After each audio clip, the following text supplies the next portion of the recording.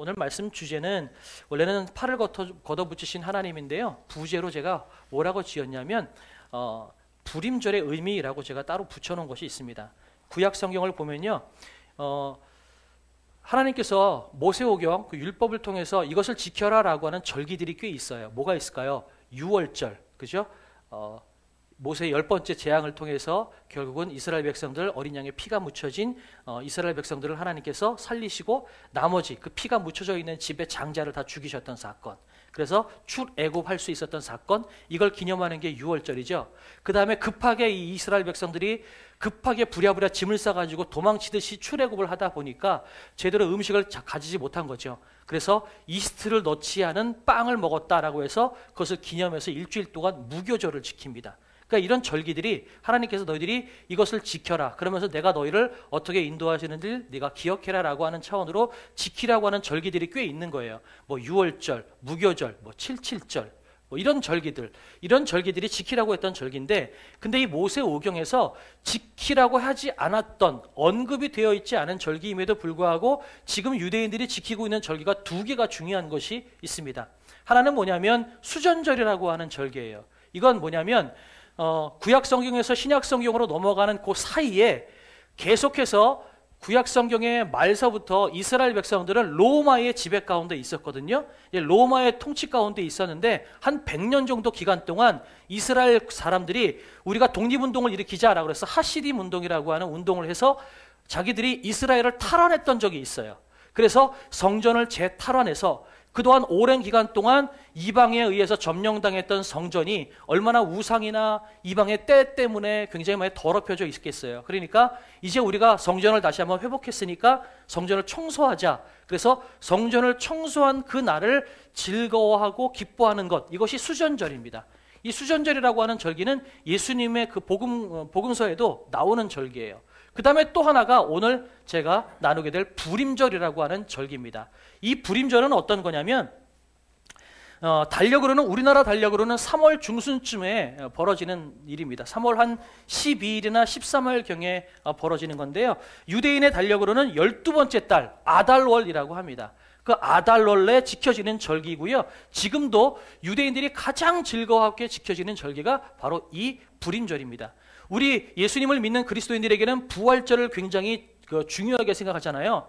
물론 예수님께서 이 땅에 오신 성탄절도 중요하지만 정말 우리가 하나님의 백성이 되고 우리가 이렇게 영원한 생명을 누리며 살아갈 수 있었던 가장 가까운 절기는 부활절이다라고 해서 성탄절보다 어찌 보면 부활절을 조금 더 우리 그리스도인들은 기독교에서는 저보다 더 중요시하게 생각하는 듯한 경향이 보이기도 해요. 그런데 우리에게 부활절이 중요한 것만큼 유대인에게는 이 불임절이 중요해요.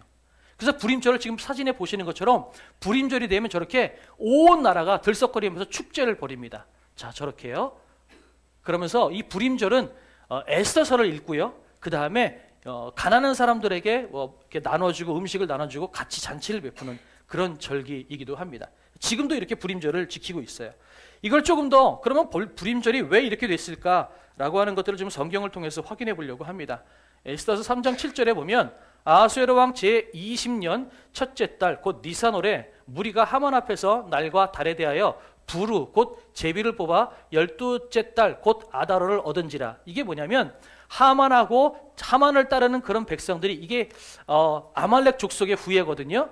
그러니까 이 하만과 이 사람들이 저 모르드게를 비롯한 유대인들을 다 죽여야 되겠다라고 생각을 하고 언제쯤 죽일까라고 제비를 뽑은 거예요. 그 제비를 뽑았다라고 하는데 그 제비가 쉽게 말하면 우리가 생각하면 주사위를 보면 좋을 것 같아요. 그 주사위를 유대인의 말로 부르라고 하거든요. 푸르라고 하는데 이 푸르의 복수형이 푸림입니다. 그래서 이 절기가 불임절이라고 하는 거예요. 그 제비 뽑은 절기라고 해서 불임절이라고 이름이 붙어져 있어요. 그런데 그들이 제비를 뽑아가지고 12째 달 곧 아달월을 얻은지라. 그러니까 12월 저들에게 생각하는 12째 달에 12째 달에 유대인을 죽여야겠구나 라고 생각을 한 거죠. 첫째 달에 제비를 던졌는데 12째 달을 뽑았어요. 그러니까 앞으로 11개월 정도 기간이 남은 거예요. 그러니까 하만이 12월 달에 얘네들을 죽여야 되겠다 생각하고 아하수에로 왕에게 가서 온갖 모략과 여러 가지 술수를 들여서 아하수에로 왕이 유대인을 죽일 수 있도록 하는 조서를 만들게 합니다. 그래서 아하수에로 왕이 12째 달 아달월에 정해진 날짜에 유대인을 다 죽여도 좋다라고 하는 조서를 내려서 전국으로 내려보내게 되는 거죠. 자, 이런 일들을 통해서 그 다음에 어떤 일이 벌어졌는지 우리는 알죠.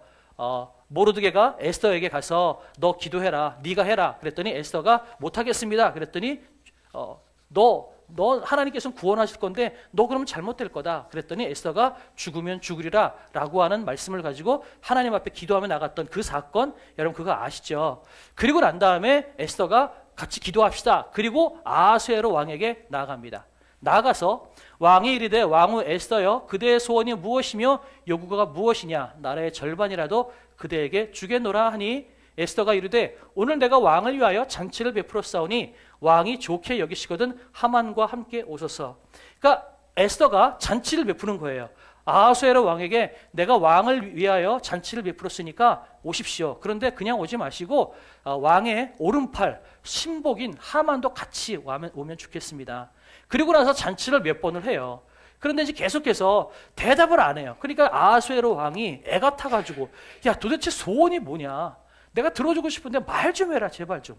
그러면서 계속해서 애가 타서 에스더에게 말해 내가 나라의 절반이라도 줄게 라고 이야기하는데 에스더는 한 방에 얘기를 안 하죠. 내일 또 오십시오 이러면서 이제 계속해서 미루는 거죠. 그러면서 하만을 같이 오게 하는데 이 하만이 이때 착각을 하게 되는 거죠. 이야 에스더 여왕이 나를 중요하게 생각하는구나. 그러니까 아하수에로 왕 잔치를 베풀 때 나도 부르지. 좋은 거죠. 기분이 좋아요. 그러니까 난리가 난 거죠. 그러니까 이제 기분이 좋아가지고 막 이러고 있을 때에 한 가지 아주 재미있는 에피소드가 하나가 생겨요. 무슨 얘기냐면 예전에 이 아하수에로 왕을 국내 내시들이 국내 관리들이 몇 명이 이 아하수에로 왕을 암살하려고 모략을 깨웠던 적이 있었던 거예요. 그런데 이 아하수에로 왕을 암살하려고 모략을 세울 때 이 모략을 모르드게가 우연히 들었어요. 에스더의 삼촌인 모르드게가 이 모략을 들었어요. 들어가지고 직접 자기가 왕한테 갈 수는 없으니까 에스더한테 가서 얘기하는 거죠. 에스더야, 내가 지금 이런 얘기를 들었는데 지금 네 남편 아하수에로 왕을 죽인다 하더라. 그러니까 너 빨리 아하수에로 왕한테 가서 이 사실을 이야기해라. 그래서 에스더가 아하수에로 왕한테 가가지고 지금 누구누구가 왕을 죽이려고 모략을 세우고 있습니다. 이렇게 해서 그 모략을 세웠던 사람들이 죽고 아하수에로 왕이 생명을 건졌던 사건이 있었어요. 그런데 이러면서 아하수에로 왕이 야 이거 누가 나한테 이런 좋은 제보를 줬냐. 그랬을 때 에스더가 뭐라고 그랬냐면 모르드게에 의해서 내가 들었습니다 라고 해서 이 모르드게가 아하수에로 왕의 생명의 은인인 거예요. 근데 문제는 여기서 일이 끝난 거예요. 왜냐하면 자기의 생명을 구했으면 뭔가 이렇게 후사도 하고 이렇게 좋은 것들을 베풀었어야 되는데 여차저차해서 까먹은 거예요. 그런데 요때 어떤 일이 생기냐면 아하수에로 왕이 어느 날 갑자기 잠이 안 오는 거죠. 밤에 잠이 안 와서 막 이렇게 뒤척거리고 있다가 잠이 안 오니까 그동안 어떻게 내가 정치했나 우리 왕의 일기를 한번 볼까? 역대 일기를 들춰보게 됩니다. 잠이 안 오니까 그동안 어떻게 역사했나 어떻게 정치했나 우리 선대들은 어떻게 했나 나는 어떻게 했나 이걸 쭉 보다가 보니까 어느 날 보니까 모르드게에 의해서 내가 생명을 구했던 사건이 적혀져 있는 거예요. 그걸 딱 보고선 가만 있어봐 내가 그때 모르드게한테 뭘 줬나? 그런 마음이 드는 거예요. 근데 보니까 준 게 없어요. 아이고 내가 큰 실수했구나. 그래가지고 그 다음에 뭘 하게 되냐면 이 모르드게에게 후사를 하게 되는데 어떻게 하게 되냐면 여차저차 긴 이야기를 다 제끼고요. 말에다가 모르드게를 앉혀놓고 그 다음에 궁전을 돌게 합니다. 그 나라를 돌게 하거든요. 나라를 돌게 하는데 그 모르드게를 말에다 태울 때 그 말을 이끌고 나가는 사람이 누구였을까요? 하만이 그 말을 끌고 가요. 되게 창피한 거죠. 처음에는 이 왕이 하만한테 물어봐요. 신복이니까 야 나한테 생명의 은인이 있는데 내가 그 사람한테 뭔가 이렇게 해주려고 그러는데 그러면 뭘 해주는 게 좋을까? 그랬을 때 하만은 무슨 생각했다고요? 이분이 나한테 뭔가 후사를 하려고 하는구나. 그래서 하만은 자기가 높여질 수 있는 최고의 것을 이야기합니다. 왕이시여 말에다가 태워서 나라를 돌게 해서 박수받게 하십시오. 그럼 이제 자기가 도를 거라고 생각을 한 거죠. 근데 아하수에로 왕은 뭐를 생각해요? 아, 그래, 그러면 저기 모르드게 좀 태워서 네가 좀 끌고 다녀라. 이렇게 돼서 하만은 자기가 박수 받을 줄 알았는데 오히려 모르드게가 박수 받는 그 말을 끌고 가는 하인의 역할을 해버린 거예요. 그러니까 하만 입장에서 얼마나 열이 받아요. 그만 이를 득득 갈고 있다가 그래, 때만 되면 죽인다, 이제 이런 생각을 하고 있었던 거죠. 그런데 결국은 이 에스더가 잔치를 벌이다가 나중에는 결국은 이야기하게 됩니다. 뭘 이야기하게 되냐면 이 잔치에서 왕이시여, 사실은 나 유대인입니다. 자기 신분을 밝혀요. 그런데 지금 당신께서 조서를 내리셔서 몇 개월 있으면 우리 유대인들 다 죽습니다. 그러면 저도 죽습니다. 이제 이렇게 되는 거죠. 그러니까 이제 이 아하수에로 왕이 열받은 거예요. 누가 그랬어? 라고 열이 받아가지고 막 눈에 불을 켜고 물어보니까 이 에스더가 뭐라고 이야기하냐면 예요, 이렇게 된 거죠. 하만을 이야기한 겁니다. 그러니까 이 아하수에로 왕 입장에서는 그래도 이 하만이 신복이잖아요. 그러니까 그 자리에서 죽여, 이렇게 할 수는 없었던 것 같아요. 자기가 사랑하고 예뻐하는 왕후 에스더를 비롯한 유대인들을 죽이겠다고 한 조서를 만들게 한 이 장본인이기는 하지만 그럼에도 불구하고 오른팔이었기 때문에 쉽게 죽이라고 이야기하지 못했던 것 같아요. 그러니까 막 이러지도 못하고 저러지도 못하고 막 성질이 나니까 이 아하수에로 왕이 이 잔치상을 박차고 뛰어나가서 뜰로 나가버립니다. 아마 화를 가라앉히고 어떻게 할까 생각했던 것 같아요. 근데 이 아하수에로 왕이 뛰쳐나가니까 하만 입장에서는 어떤 생각이 들었냐면 큰일 났다. 아하수에로 왕이 나를 죽이겠구나. 그 생각이 들어서 에스더에게 왕후시여, 당신이 날 좀 살려주십시오 라고 에스더에게 이렇게 매달려요. 그런데 이 매달리는 모습을 밖에 나갔다가 들어온 아하수에로 왕의 입장에서 딱 보니까 매달렸다고 생각이 안 되고, 아니 하만이 자기 아내를 붙잡고 있네? 뭘로 해석이 될까요? 성경에 이렇게 돼 있어요. 왕이 노하여 일어나서 잔치자리를 떠나 왕궁 후원으로 들어가니라 하만이 일어서서 왕후 에스더에게 생명을 구하니 이는 왕이 자기에게 벌을 내리기로 결심한 줄 알미더라. 근데 이 모습을 왕이 후원으로부터 잔치자리로 들어오니 하만이 에스더가 앉은 걸상 위에 엎드렸거늘 왕이 이르되 저가 궁중 내 앞에서 왕후를 강간까지 하고자 하는가 하니 이 말이 왕의 입에서 나오매 무리가 하만의 얼굴을 싸더라. 무슨 말씀인지 아시겠죠? 아하수에로 왕은 지금 자기 에스더의 그 발밑에서 발을 붙잡고 간청하고 있는 하만을 보면서 간청하고 있다고 생각을 한 것이 아니라 제가 지금 내 부인을 욕되게 보이네, 욕되게 하려고 하네, 이렇게 이제 착각한 거죠. 결국 그렇게 돼서 하만이 죽게 됩니다. 그러니까 아하수에로 왕의 입장에서는 처음에 잔치를 박차고 나갔을 때는 저거를 죽이긴 죽여야 되겠는데 그래도 내 오른팔인데 그동안 내 정치할 때 그렇게 큰 역할들을 감당했는데 어떻게 죽이지? 이 고민이 있었던 것 같아요. 그런데 이렇게 자기 아내를 겁탈하려고 하는 그렇게 착각되고 그렇게 해석되는 것 때문에 빼도 박도 못하게 쟤는 무조건 죽여야 돼라고 결정하게 만들었다라는 거예요.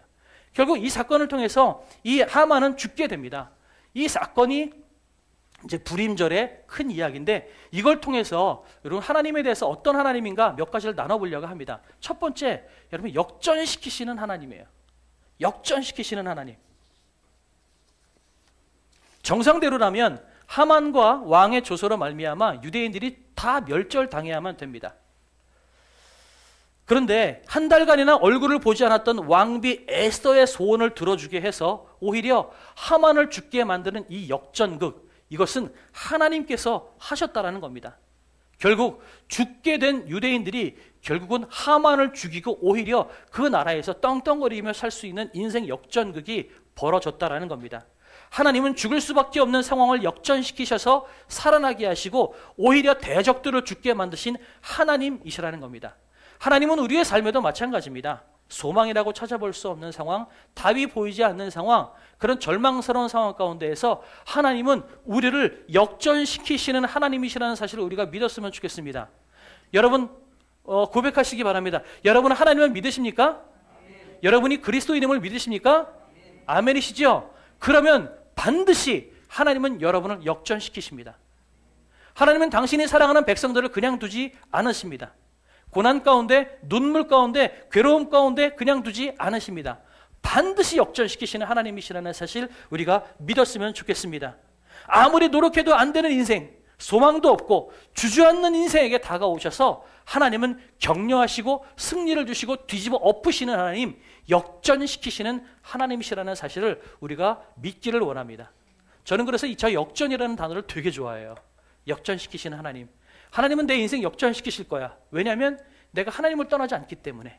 지금은 아무리 아픔이 있고 풀리지 않는 숙제가 있고 해결되지 않는 문제가 있다 할지라도 하나님은 당신께서 택하신 백성, 당신께서 사랑하는 백성을 그냥 눈물 가운데 두지 않으시는 하나님이시라는 것을 믿기 때문에 저는 역전의 하나님이라는 사실을 너무나 좋아해요. 하나님은 역전의 하나님이십니다. 저와 여러분을 역전시키실 것입니다. 여러분 그날을 소망하십시오. 그날을 기대하십시오. 아니 어쩌면 여러분은 이미 역전되어 있는 상황 가운데 있을 수도 있다는 사실 여러분 기대하시기 바랍니다. 두 번째, 죄악을 멸하시는 하나님이십니다.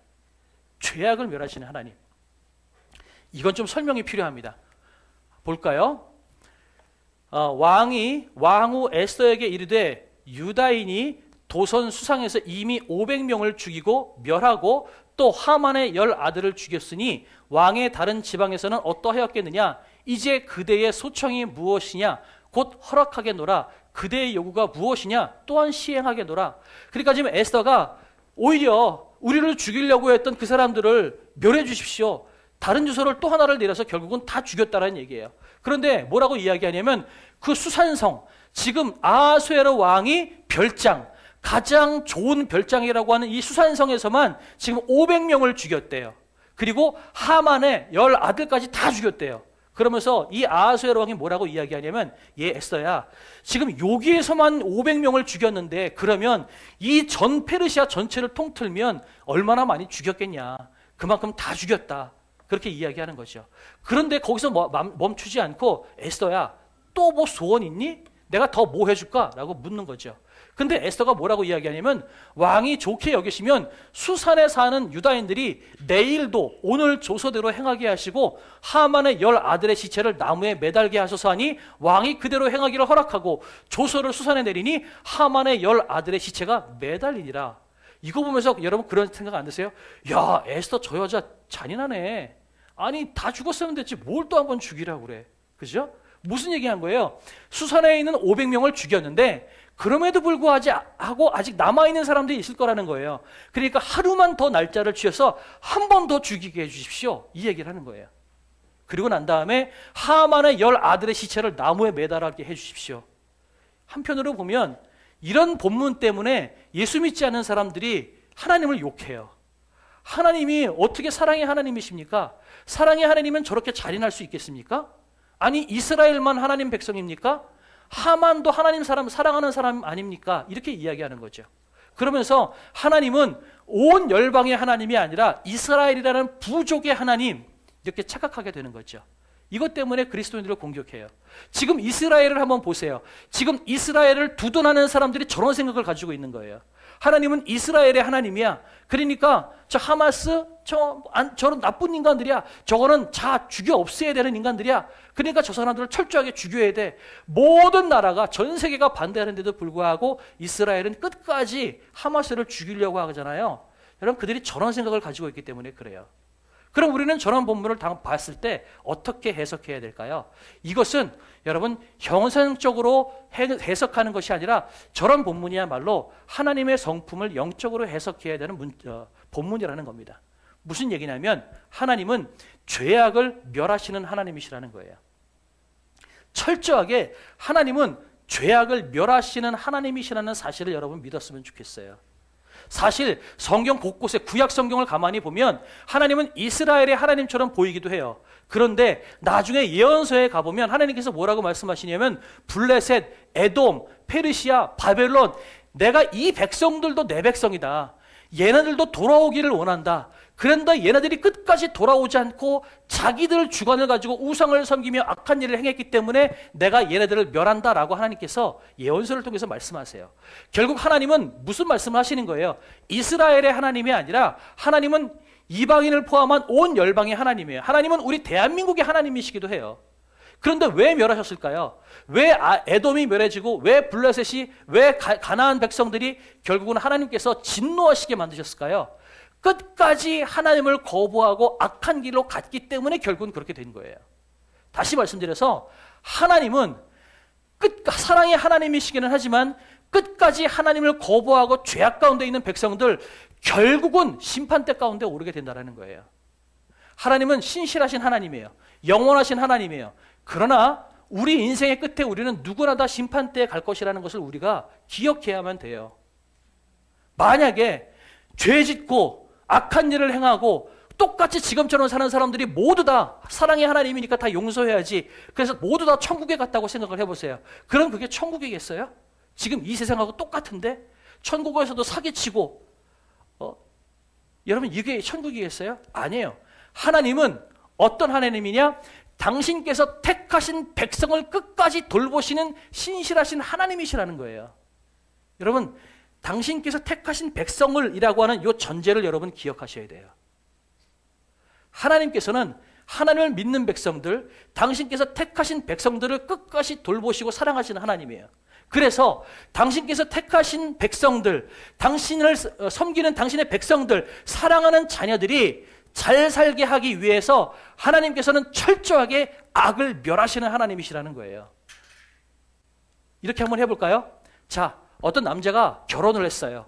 자기가 사랑하는 부인과 이제 살 생각을 하고 있는 거죠. 그래서 저 산에다가 아주 경치 좋은 산중턱에다가 땅을 샀어요. 땅을 사가지고 이제 저기다가 집을 짓고 아름다운 경치를 보면서 내가 사랑하는 부인과 행복하게 살아야지. 그리고 땅을 샀는데 그 땅을 가보니까 세상에 자갈에 막 온갖 잡초에 너무나 집을 짓기가 엉망인 거예요. 그러면 어떻게 해야 되겠어요? 자갈들 골라야 되겠죠? 잡초 뽑아내야 되겠죠? 집을 잘 짓고 터전을 짓기 위해서 뭘 해야 되겠어요? 땅을 개간하고 그 땅에다가 반석과 같은 튼튼한 바탕을 세워놔야 되겠죠? 이거예요. 하나님은 당신께서 사랑하는 백성인 우리들이 편안하고 잘 살고 행복을 누리며 살게 하시기 위해서 땅을 개간하고 돌을 고르고 잡초를 제거해 내시는 작업이 필요하다는 겁니다. 무슨 말씀이세요? 하나님은 악을 제하십니다. 악이 남아있으면, 죄악이 남아있으면 우리는 행복하게 영원한 삶을 살 수 있지 못할 것을 하나님께서 아시기 때문에 결국은 하나님께서 심판하신다는 거예요.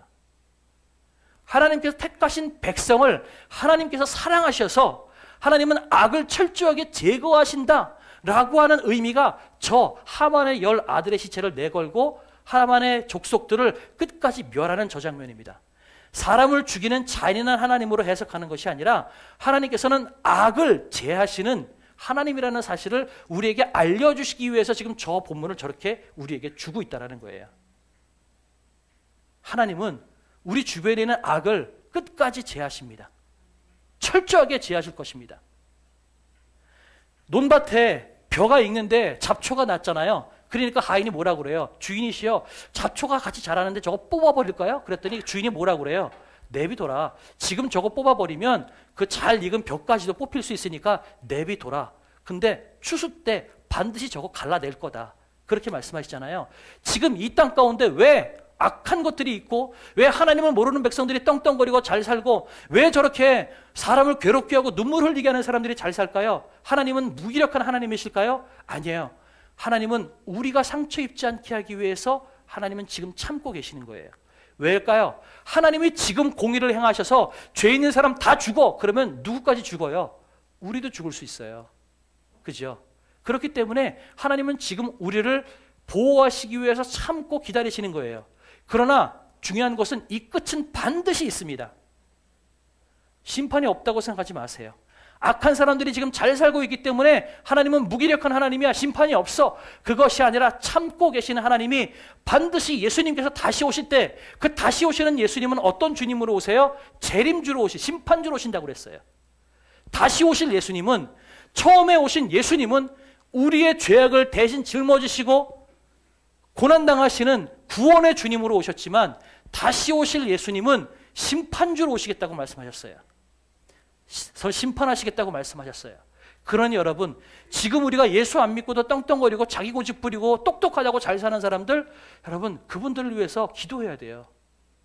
그분들의 끝은 분명히 심판이에요. 심판은 처절한 심판입니다. 저 모습을 보세요. 어저께 죽었는데 오늘 어저께 죽인 것처럼 똑같이 죽이겠다고 하고선 그 시체를 나무에 매달겠다고 하잖아요. 얼마나 잔인하고 처절해요. 하나님을 믿지 않는 백성들의 말로가 이렇게 될 것이라는 거예요. 지금 저 본문이 우리에게 이야기하는 건 뭐예요? 심판은 반드시 올 거라는 거예요. 그리고 그 심판은 처절한 심판일 것이고 그 심판은 누구를 위한 심판이에요? 하나님께서 사랑하시는 택하신 백성, 우리가 잘 살게 하기 위해서 심판하시는 거예요. 우리가 잘 살기 위해서 돌을 걸러내고 잡초를 걸러내는 것처럼 하나님은 우리를 위한 최고의 상황을 만드시는 하나님이시라는 것. 그래서 죄악을 멸하시는 하나님은 잔인한 하나님이 아니라 누구보다 우리를 사랑하셔서 우리를 잘 살게 하기 위해서 발버둥 치시는, 노력하시는 열심히신 하나님이라는 것을 이야기하고 있는 것입니다. 잔인한 하나님이 아니에요. 하나님을 모르는 사람들에게는 어쩌면 잔인한 하나님일 수 있어요. 그러나 하나님의 품 안에 있는 우리에게는 그것만큼 복된 것이 어디 있어요? 우리를 해코지하고 우리를 아프게 하는 그 사람들 결국은 죽을 거야, 멸할 거야. 여러분, 이것만큼 우리에게 기쁜 것이 어디 있어요? 그죠? 하나님은 우리가 행복하고 잘 살고 복된 삶을 누리게 하시기 위해서 죄악을 철저하게 멸하시는 하나님이시라는 거예요. 그래서 결국은 하나님은 팔을 걷어붙이신 하나님이세요. 오늘 이 에스더서는 첫 주에 말씀드렸던 것처럼 성경을 보면 에스더서는 하나님이라는 단어가 한 번도 나오지 않습니다. 하나님이 어떤 기적을 행하셨다거나 하나님께서 말씀하셨다거나 그런 것들이 하나도 나오지 않아요. 그죠? 아하수에로 왕, 하만, 모르드게, 에스더, 이 네 사람과 다른 조연들에 의해서 이야기가 전개될 뿐입니다. 그러나 이런 관점으로 이 에스더서를 다시 한번 보면 성경의 어떤 책보다도 더 열심을 다해서 일하시는 하나님의 열심이 보입니다. 왕이 술에 취해서 왕후를 자랑하려다가 열받아서 폐위시켰던 그 사건, 왕과 대신들의 마음을 감동시켜서 에스더를 다른 여인들보다 더 아름답게 보여서 왕후가 되게 만드는 과정, 모르드게가 아하수에로 왕의 신뢰를 얻게 만드는 그런 과정, 왕이 에스더의 말을 들어주게 만들었던 그 과정, 이 모든 과정 하나하나를 보면 하나님은 보이지 않지만 이거는 하나님이 역사하시지 않으면 일어날 수 없는 모든 순간순간이 기적의 순간이고 하나님의 일하심의 순간이었다라는 거예요. 그래서 어떤 학자는 그렇게 이야기합니다. 에스더서야말로 가장 강력한 하나님의 역사가 보이는 책이다라고 이야기를 했어요.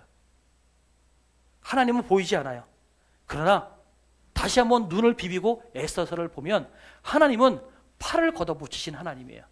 누구보다 우리를 잘 살게 하시고 우리를 회복되게 하시기 위해서 동분서주하시는 하나님이시라는 거예요. 그래서 에스더의 일을 통해서, 모르드게의 일을 통해서 하나님께서 택하신 백성들을 끝까지 살려내시는 하나님이셨다라는 겁니다. 하나님은 우리를 위해서 단 하나의 죄악도 단 하나의 틈도 허락하지 않으시고 최선을 다해서 철저하게 우리가 잘 살기 위한 최고의 환경을 만드시는 하나님이십니다. 부모님이 어린아이를 낳으면 그 아기가 어떻게 하면 잘 살까를 고민하잖아요. 요즘에 여러분 유모차가 100만 원, 200만 원이 넘는다면서요. 이 베네 쪼고리 이런 거 하나 막 수십만 원 한다고 그러더라고요. 비싸죠. 말도 안 되죠. 그런데 문제는요, 제가 부모가 되면 저도 그럴 것 같아요. 왜 그래요? 내 자식을 위해서는 그 어느 것 하나도 빈틈을 허락하고 싶지 않거든요. 분유 하나도 여러분 싼 분유가 아니라 가장 좋다고 하는 유기농 분유를 찾을 것 같아요. 돈이 얼마가 되든. 그렇지 않겠어요? 왜요? 내 자식을 사랑하니까. 그게 아버지의 마음이에요. 그게 하나님의 마음이에요. 하나님은 오늘 우리를 가장 잘 살게 하시기 위해서 때로는 뭐 이렇게 비싼 걸 먹이세요. 뭐 이렇게 비싼 유모차를 사요. 그런데 내 자식한테는 안 그래요. 값이 중요한 것이 아니라 나는 내 자녀가 단 한 빈틈이라도, 조금이라도 빈틈이 생기지 않기를 원하고 조금이라도 어려움 당하지 않고 잘 살기를 원하는 마음에 가장 좋은 것을 주고 싶어 하는 것, 이것이 아버지의 마음인 것처럼 하나님은 오늘 당신께서 택하신 백성이 역전되고 가장 좋은 삶을 살게 하시기 위해서 눈에는 보이지 않지만 누구보다 열심히 뛰고 계신 하나님이시라는 거예요. 하나님은 오늘 저와 여러분을 위해서 열심을 다해서 뛰고 계신 하나님이라는 건 믿으시기 바랍니다. 보이지 않아요. 어떤 때는 하나님이 안 계신 것 같아요. 날 사랑하시지 않는 것 같습니다. 그러나 오늘 여러분 믿으세요. 하나님은 지금도 여러분을 위해서 동분서주하고 계시고 지금까지 살아오는 모든 여러분의 인생 여정 가운데 하나님은 동분서주하셨습니다. 지금도 하고 계십니다. 물론 하나님의 동분서주하시는 그 모습이 때로는 내 모양하고 이해가 되지 않을 때도 있어요. 분이 잠깐 말씀드렸지만 저희는 좋은 분이 먹이지 못했거든요. 그거 보면 하나님은 그러지 않은 것 같은데 이해가 안 될 수 있어요. 그러나 언제 가면 알까요? 언젠가 우리가 주님을 만나고 나면 그때 그 모양조차도 동분서주하셨던 하나님의 모습 가운데 있었구나. 내가 때로는 고난당하고 어려움 당하고 눈물 흘리는 순간까지도 하나님께서 나를 가장 잘 살게 하시기 위해서 나를 연단시키시고 훈련시키시고 나를 성장시키신 동분서주하셨던 시간 중에 하나였었구나라는 것을 믿게 될 것이라는 겁니다. 여러분, 하나님은 바로 이런 하나님이십니다. 동분서주하시는 하나님이십니다. 그리고 무엇보다 우리를 위해서 주변에 돕는 사람들을 붙여주시는 하나님이시라는 거예요. 모르드게가 일어나고 에스더가 일어났습니다. 하나님의 역사가 일어났다는 거죠. 어저께 우리 꿈을 먹고 살지를 하면서 저는 이거를 결단하면서 물론 시간도 촉박해요. 한 2달 정도는 준비해야 되는 이벤트였음에도 불구하고 3주 만에 준비를 했어요. 그러니까 안 될 거라는 생각을 했어요. 그러면서 제 마음가운데 또 하나가 있는 게 뭐냐면 하나님, 우리 교회는 청년들도 없습니다. 뛸 만한 사람이 없어요. 다 이제는 손주 보시고 즐기셔야 할 분들이지 이분들이 뛰실 수 있겠습니까? 그래서 우리 교회는 안 되겠습니다라고 생각을 했어요. 불가능하다고 생각을 했는데 여러분 아시잖아요. 영상을 보셨던 것처럼 솜사탕도 만들고 달고나 만들고 와서 게임 이것저것 하고 갑자기 어디서 없던 사람들이 튀어나와서 도와주기도 하고 우리 집사님들 권사님들 막 동분서주하고 뛰어다니시고 하랑이 여러분 초등학생이 띠를 두르고 뛰어다녔어요. 그동안 나오지 않았던 청년들이 다 나와서 도와줬고요. 그 다음에 없던 것들, 솜사탕 기계가 어디 있어요? 달고나 기계가 어디 있어요? 다 막 빌려오고 사오고 준비하고 하다 보니까 다 됐어요.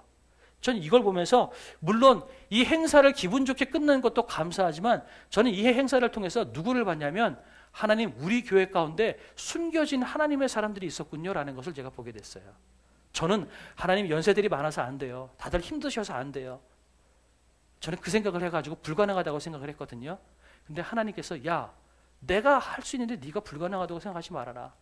마치 엘리야 선지자에게 나밖에 안 남았습니다라고 이야기했을 때 하나님께서 아니다. 바알에게 무릎 꿇지 않은 7,000명을 나는 남겨두었다라고 말씀하셨던 하나님처럼 저에게 하나님 우리 교회는 안 됩니다라고 했을 때 하나님께서 아니다.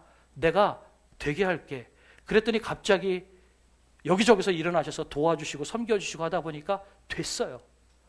제가 생각한 것보다는 적게 모였거든요. 제가 그래서 저희 성진교회 저희 선배 부교육자 출신이고 이미 지금 노원성진교회라고 7년 저보다 먼저 저와 비슷한 사역을 하는 그 목사님의 이제 카톡으로 우리 얼마 안 모였어요. 이렇게 물어봤거든요. 그랬더니 그분이 그래요. 그분이 지금 7년째. 오늘 그분은 꿈을 먹고 살지를 지금 해요. 그런데 그분이 그런 얘기를 해요. 저도 처음에는 얼마 없었어요. 근데 몇 개월 꾸준하게 하니까 사람들이 나중에는 이 교회가 그거 하는 거구나라고 생각해서 나중에는 입소문이 퍼지더랍니다. 처음에는 다들 경계하더래요. 어저께 왔던 그 어린아이들도 그랬잖아요. 너 어디 사니? 무슨 학교니? 그러니까 애들이 거짓말을 해요. 믿어지지가 않는 거죠. 이 교회가 뭘 하려고 하는지 모르니까 전화번호 공개 안 하고 안 믿어요. 근데 어떻게 하면 믿을까요? 우리가 꾸준하게 그 아이들을 위해서 섬기고 봉사하고 베풀면 나중에는 그 아이들이 소문을 내고 사람들이 늘어나더라는 거예요. 지금 노원성주교회는 오늘 목표가 100명이에요. 100명이 넘게 올 거라는 거죠. 그러면 이제 마무리하도록 하겠습니다. 우리가 할 일은 뭘까요? 우리는 끝까지 나누고 베푸는 삶을 살면 됩니다. 사랑하면 됩니다. 한번 볼까요? 21절부터 21, 22, 23절 한번 읽어보겠습니다. 한 목소리 읽겠습니다. 시작. 한 규례를 세워 해마다 아달월 14일과 15일을 지키라. 이날에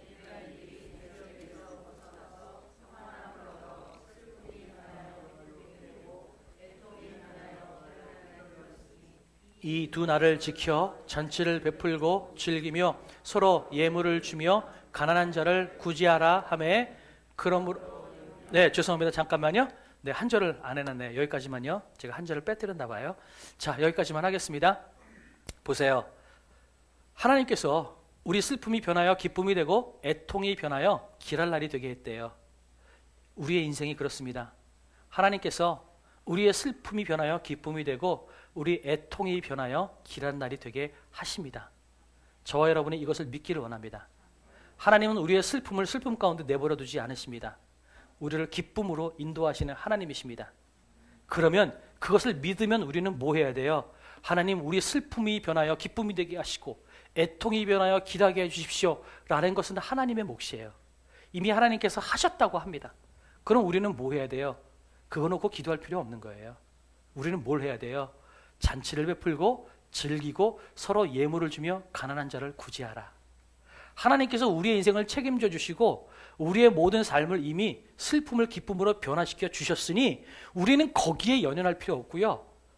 우리는 사람들을 사랑하고 하나님의 나라를 위해서 밖으로 나가는 것입니다. 그래서 우리 마태복음에 우리 좋아하는 말씀 있잖아요. 그러므로 염려하여 이르기를 무엇을 먹을까? 무엇을 마실까? 무엇을 입을까? 하지 말라. 이는 다 이방인들이 구하는 것이라. 하나님은 모르는 사람들은 그거 놓고 염려할 수밖에 없어요. 그러나 하나님의 백성은 하나님께서 우리의 슬픔을 변하여 기쁨을 누리게 하시겠다고 말씀하셨고 이미 하셨다고 말씀하고 계시니 그것 가지고 우리가 연연할 필요가 없다는 거예요. 아버지께서 이 모든 것이 너희에게 있어야 할 줄을 아시느니라. 아버지께서 아신대요. 그런즉 너희는 뭐해요? 먼저 그의 나라와 그의 의를 구하라. 그리하면 이 모든 것을 너희에게 더하시리라. 이것이 우리의 삶이에요. 물론 우리 힘들고 어려운 일이 있으면 저도 기도해요. 하나님, 돈 좀 주세요. 하나님, 문제 좀 해결해 주세요. 물론 기도합니다. 그런데 우리는 기도하면서 우리는 그걸 알아요. 하나님이 모르셨다가